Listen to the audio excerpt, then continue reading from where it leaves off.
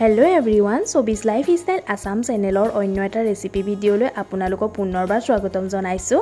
আজি মই কি ৰেচিপি লৈ আহিছো দেখিছাগে গমেই পাইছে। আজি জেলেপি ৰেচিপি এটা লৈ আহিছো।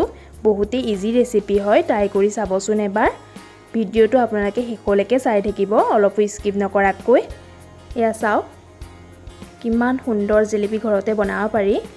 এয়া মই আপোনালোকক ভাঙি দেখুৱাইছো, একদম মুচমুচিয়া হৈছে। মিঠাই দোকানত পোৱাৰ দৰে হয় আৰু জুচি হৈছে ভিতৰলৈকে।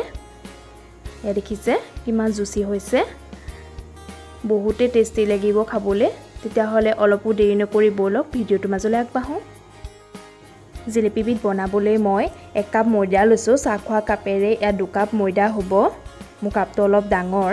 এতিয়া মই এখন চালনী লৈ পেলাই এইখিনি মই চালি লম।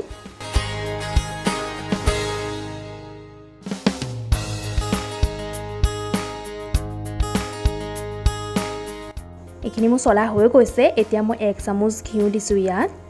এতিয়া এইখিনি ভালদৰে মিক্স কৰি লম। এতিয়া ভালদৰে মিক্স কৰি হোৱাৰ পিছত এখন চালনী লৈ মই ইয়াত 2 চামুচ দৈ দিছো। দৈখিনি দি এইদৰে চালি দিছো। দৈখিনি চালি দিলে বেছি ভাল, গোটা গোটাখিনি নাইকিয়া হৈ যায়। এতিয়া মই ইয়া চালা হৈ গৈছে। এতিয়া আকৌ মিক্স কৰি ললো মই ভালদৰে। এতিয়া মই এগিলাস গৰম পানী লৈছো। মই আঙুলিটো সুমুৱাই চাইছো, বেছি গৰম নলব, অলপ উনি গৰম হৈ থাকিলেই হয়।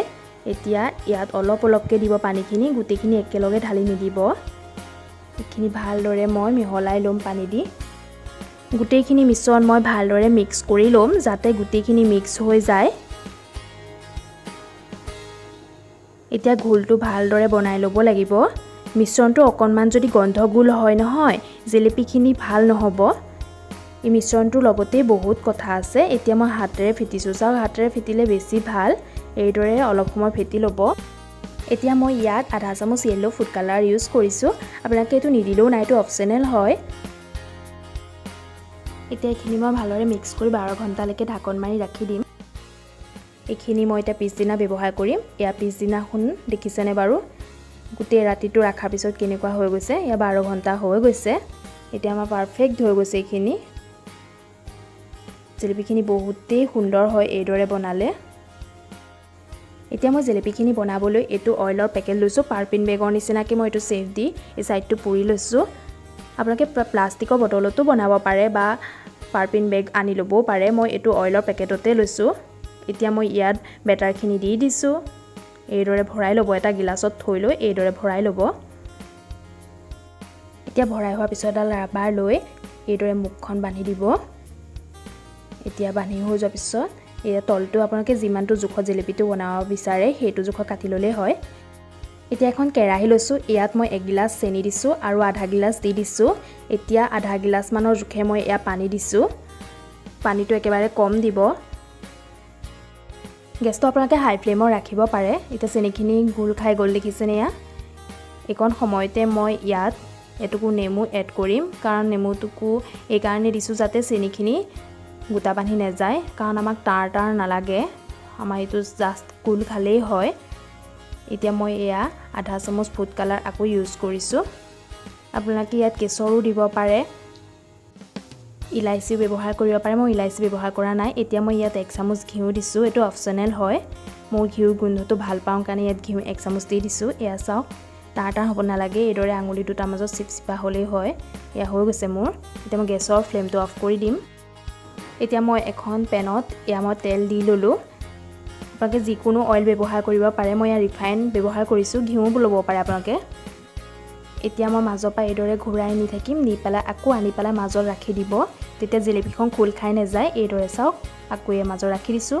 মই ফাৰ্ষ্টতে 2খন বনাই চাই লৈছোঁ।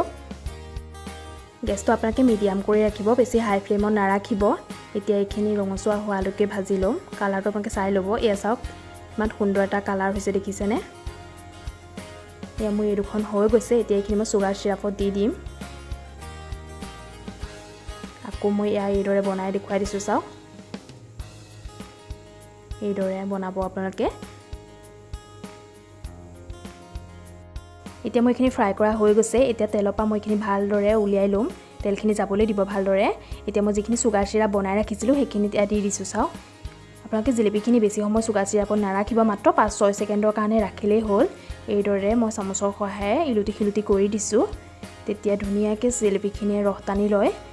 এয়া চাওক, এতিয়া মোৰ এইখিনি হৈ গৈছে। এইদৰে আকৌ মই উঠাই ল'লোঁ চুগাৰ চিৰাপৰ পৰা। এতিয়া মই বাকী জিলেপিখিনিও এইদৰে বনাই লৈছোঁ।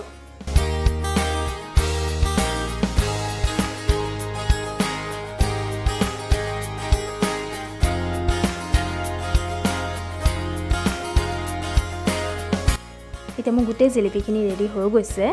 বহুতেই টেষ্টি হয়, এবাৰ ট্ৰাই কৰি চাব।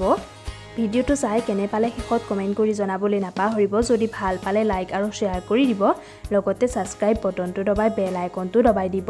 তেতিয়া মই দি থকা নতুন নটিফিকেশ্যনসমূহ আপোনালোকে পোনপ্ৰথমে পাই থাকিব। আৰু ভিডিঅ'টো শেষলৈকে চোৱাৰ বাবে বহুত বহুত ধন্যবাদ। আকৌ আহিম নতুন নতুন ভিডিঅ'সমূহ লৈ। তেতিয়ালৈকে বাই বাই।